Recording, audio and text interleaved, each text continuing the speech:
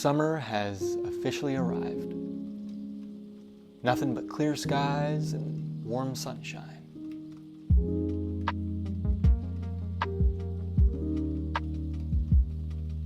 See a few butterflies flying about. What a beautiful, beautiful day. Today I'm doing something a little different. I will not be talking about books. I know that's a little weird, coming from a booktube channel where I discuss and review books, but there's much more to me than reading books. I'm a man of many hobbies and interests, and today I wanted to take some time to share my hobbies with you. And one of those hobbies involves my favorite drink of all time, coffee.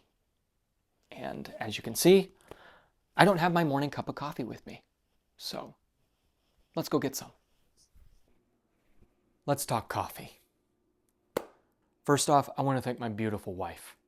Without her, I wouldn't have been introduced into the world of coffee.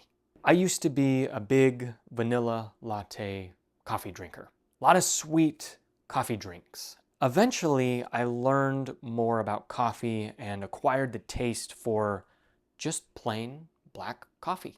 And there are many ways I learned to brew and enjoy coffee. The French press, which is a very simple, accessible way of brewing a cup of coffee. I also learned about the AeroPress, which is actually a smoother version of the French press because this actually comes with a filter.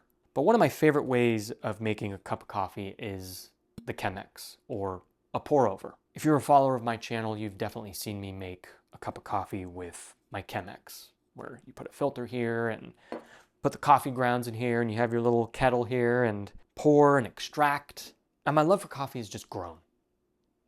And it's kind of become a hobby of mine. I love every morning to explore new ways of brewing and spice things up. Today I'm gonna do my Chemex.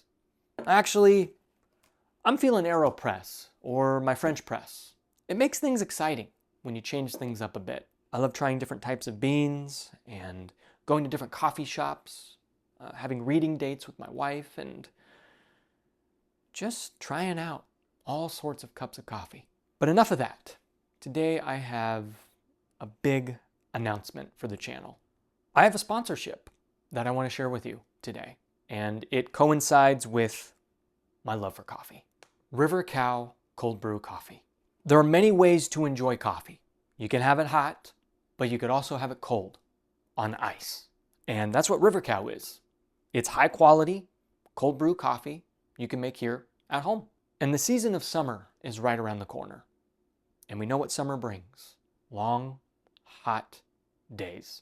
And I think the best way to cool off on a hot summer afternoon is with River Cow. And if you don't know already, I am quite the coffee snob. I'm quite picky when it comes to coffee. How I enjoy my coffee, what kind of coffee I like to drink. And let me tell you, I love this stuff. It's chocolatey, it's smooth, it's bold, it's not bitter. Well, how do you make River Cow cold brew coffee? It's quite easy. 2 steps. You're going to take one of these pouches out of the bag and put it in 4 cups of water and letting that sit in the fridge overnight. Step 2, take the pouch out and then add 2 to 3 more cups of water, stir it up a little bit, and you've got some fresh, homemade cold brew coffee. That's incredible. So smooth. That's what I look for in cold brew. Nothing bitter, nothing gritty, just smooth, chocolatey. And the beauty of this is you can customize it. You don't have to add 2 to 3 cups of water. You can add 1 cup, 2 cups, maybe 4 cups. Depends on how strong or how light you like your cold brew. If this all sounds amazing, I encourage you to go and support River Cow. I have a link in the description. You can follow that to the River Cow website. You can use the code TRH to get 15% off a one-time order or 25% off your first subscription at River Cow. I don't ever want to be sponsored by something I don't care about. I genuinely want to share good coffee with you. And the fact that this is my first sponsorship, it brings me joy. It brings me joy and happiness that I get to share a genuinely good, quality, passionate product. And I really hope you consider supporting River Cow. So go ahead, follow the link, use my code, and support a small business. Support passionate business owners that care. I love video games. I grew up watching my brother play the Nintendo 64. GoldenEye 007, Super Mario, Banjo-Kazooie, The Legend of Zelda: Ocarina of Time. That game lives rent-free in my mind. I spent hours laying on my brother's bed, watching him scour through the player's guide and collect everything and solve every little puzzle. I have vivid memories watching my brother play that game, deep into the night. And then came the time where he gave me his Nintendo 64, and it was just the beginning. Now, I wasn't addicted to video games. I had many interests as a kid. Action figures, basketball, acting, making movies. Video games was just a small slice of the pizza for me. And now, this month, I'm turning 32, and I still love video games. And I happen to be married to someone who loves video games. My wife and I play many games together. I grew up playing a variety of video games. Platformers like Sly Cooper and Crash Bandicoot. Simulation-style games like Animal Crossing and Sims 2. A lot of James Bond games like 007 and Nightfire, Agent Under Fire. I eventually got into sports games like NBA 2K and Madden, and then graduated to Halo and Call of Duty, mainly sticking with Call of Duty. And that was when Xbox Live became a big thing. Online gaming. A lot of late nights leveling up in Call of Duty and trying to prestige, playing zombies with friends. And today I feel like I've graduated or moved on from that frantic online style of play. Every day I gotta log on and level up in Fortnite and Call of Duty, Battlefield. And now I play a lot of single-player open world games. Zelda, Breath of the Wild. Elden Ring, my first Dark Souls kind of game. The Witcher 3, Wild Hunt, and Metal Gear Solid, Snake Eater. And now I'm fully lost in the world of Kingdom Come Deliverance 2. I've never been so immersed in a game. I don't think a game has captured the feeling of being a peasant in the medieval times so perfectly. And outside of single player, I love couch co-op. Games where you can gather the family around, play together on one couch and one screen. Mario Kart, Super Smash Bros., Overcooked, Towerfall. The past 2 years, we have this holiday Christmas tradition. My nephew, my brother-in-law, and my brother, and myself, gather around the TV, and we play this game called Towerfall. I don't know if you've heard of it. Came out 2013, 14, 15, I can't remember, but everyone has a bow and arrow. You're on different corners of the map, and you're jumping around, navigating this level, trying to be the last one standing. We have so many laughs, so many memories, so many intense matches. It's a dream. It's a dream to have a tradition, especially when it comes to a video game.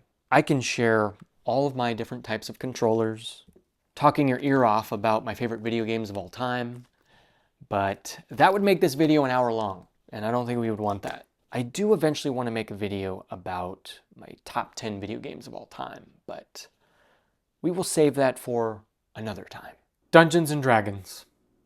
This is one of my favorite hobbies of all time. I started playing in 2018, and I haven't stopped, and I don't plan on stopping. This is basically a game of make-believe and imagination, and it happens to have some dice rolls.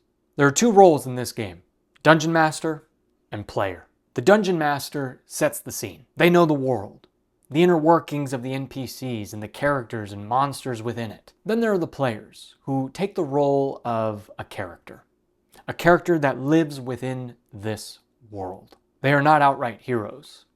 They are not out to save the world. They're here to survive.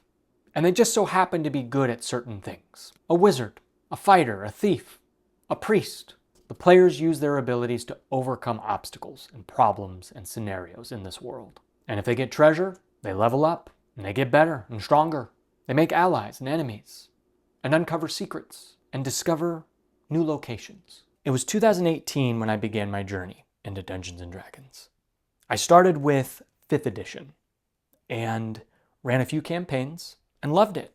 I had a blast. However, there was something off about it. The more campaigns I ran, everything felt the same. Let me explain. The 5th edition of D&D is a bit different from where it began back in the 80s. Now the thing about D&D 5th edition, a lot of the modules and adventure books are very linear, very railroady. Not a lot of player freedom in them. If they go left, if they go right, if they turn around in the opposite direction, more often than not, the DM is going to move them to where they need to be. I've learned a lot over the years as a DM. I yearn and want my players to be free. I want to place them somewhere, show them a map, and ask them, where do you want to go? Very much like my favorite video games, Zelda, Breath of the Wild, and Witcher 3, Elden Ring. What's that thing on top of the mountain? I want to go there. What's that cave over there? Let's check it out. All this to say, I've graduated from 5th edition D&D. I feel the modern way of D&D, players are very powerful. They're very heroic. It's very Marvel superheroes. Whereas in Shadowdark, it's a bit different. Shadowdark is a good mixture of old school D&D with modern, streamlined mechanics. It's the best of both worlds. It's changed the way I look at the hobby, the way I handle games, how I run games, how I prep. Everything I need is in this book. Monsters, magic items, player abilities, and rules. It makes life so easy. And take a look at the character sheet. How easy it is to navigate through, especially for new players. What makes Shadowdark so different from modern D&D? Player characters are not heroic. A wizard might have 1 hit point. Light matters. If a group of adventurers delve into a dungeon, it's pitch dark. They cannot see. But you know who can see in the dark? Monsters. So torches matter, and gear slots matter. If they get a treasure, if they find a weapon, if they find armor, whatever it is, that takes up a gear slot. And each player only has so many gear slots. There's a lot of strategy and problem solving. You are not out to save the world. You're out to survive. And sometimes you can't fight everything. You're not going to be able to defeat every monster you run into. You might have to run back to town. It just feels like that old school way of playing D&D, and I love it. I'll have a video in the description that you can check out about Shadowdark. I highly, highly recommend it if you love D&D. I've been running a Shadowdark campaign since January of this year. And the unique thing about this campaign is there is not one single group of players participating. There are many groups. This is what is called a Western Marches campaign, where there is one world, but multiple groups in that world. So for example, say we've got Group A and Group B. All right, we've got 2 different groups playing on different days at different times, wherever that is. These 2 groups are in the same world, but they might each be doing something completely different. Exploring different dungeons, going different directions, uncovering different secrets, fighting different monsters. But sometimes, one group might come across the results of another group. So say one group goes to a dungeon that's already been cleared. Maybe a group came before them and cleared it. So they see the remnants of a battle that took place before. No loot to be found because the other group found it all. Or maybe there's a bounty out for a monster or an enemy. Let's say one group gets to that before the other group. Or maybe both groups strategize and join together and go after the bounty together. Maybe one player leaves one group and joins the other group. Western Marches has been life-changing for me as a DM. I don't have to prep much. I go off of what the players want to do. I show them a map that I drew, and they decide where they want to go. And each session is kind of a new adventure. Different players are going to want to do different things. I don't really ever have to worry about scheduling because players will reach out to me. Hey, can we get a group of players together and tackle this objective? It's phenomenal. The cool thing about it is it makes the world so much more alive, because one group's choices might affect the other groups in the world. It just makes for a living, breathing, dynamic campaign that never has to end. There is no end goal with this campaign. I don't have anything pre-planned. I know the starting village, I know a couple other towns, a swamp, a forest, but outside of that, we're exploring that together as a group. And the cool thing about old school D&D is the dice. The dice decide. You run into a merchant. You run into bandits. It's exciting because then I, the dungeon master, get to be surprised at the table. I get to react with the players. This has been the most fun I've had with D&D, and I hope it never ends. Magic the Gathering. If you haven't heard of it, it is a card game. I don't know how to describe it. It's like a fantasy card game where you and an opponent fight each other. Use the cards that are in your hand to defeat your opponent. Magic the Gathering is an amazing hobby because you don't have to play the game. You don't have to know how to play it. You can just collect the cards. And that's it. Some people collect the cards and sell them. Other people collect them, put them in a box, and keep them. But most folks collect cards and build full-on decks. Now, one of the most common ways of playing Magic the Gathering, there's a format called Commander. Hot take, I'm not the biggest fan of Commander. Commander is a format where you and 3 other people are playing at a table. You each have 40 life, and you each have a deck that is 100 cards. 1 commander and 99 cards that synergize and surround that commander. There are many issues I have with this format. The games are long. There's 40 life total for each player. That's a lot of life to deal with. And there's something called king making that happens, where there's always one person that is going to get ganged up on. They're going to get picked on. They're going to be deemed the threat. And that's an issue. And in my opinion, I feel like most Commander games end the same way.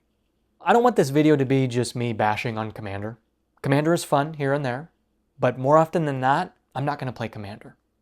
What I am going to play is something called Cube.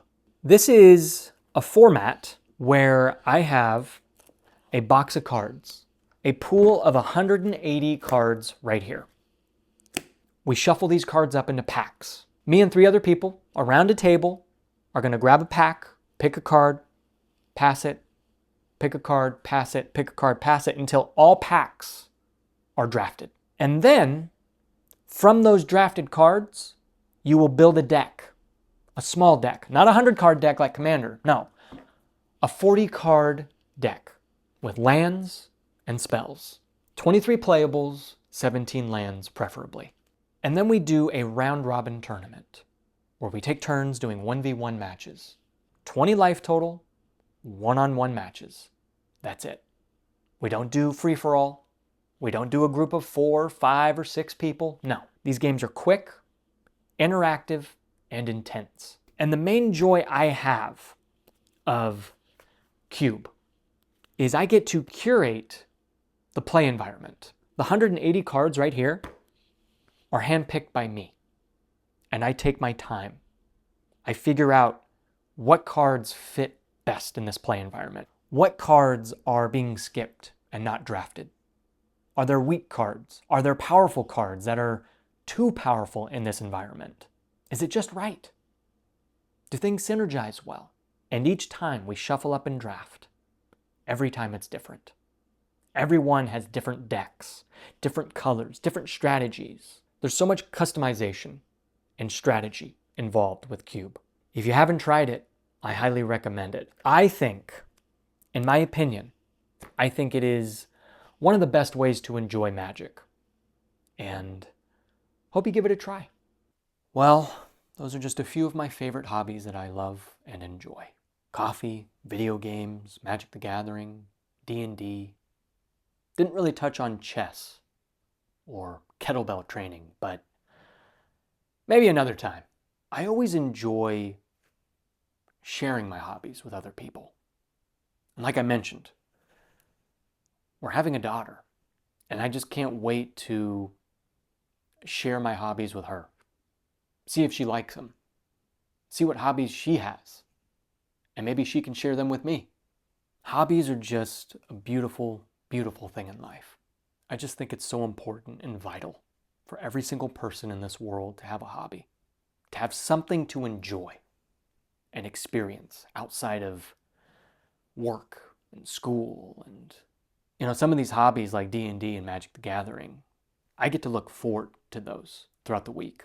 And sure, I go to work and do my day-to-day chores and tasks, but hobbies, those are something that you can look forward to. Or just take a break from the busy life. Go draw, go read, go birdwatch, knitting, quilting, cooking. Whatever it is, savor it, enjoy it, and share it. Share your hobbies with other people. Thank you again for taking time out of your busy day to hang out and watch me talk about my favorite hobbies. So I guess that begs the question, what are some of your favorite hobbies? Let's talk about it. Till next time.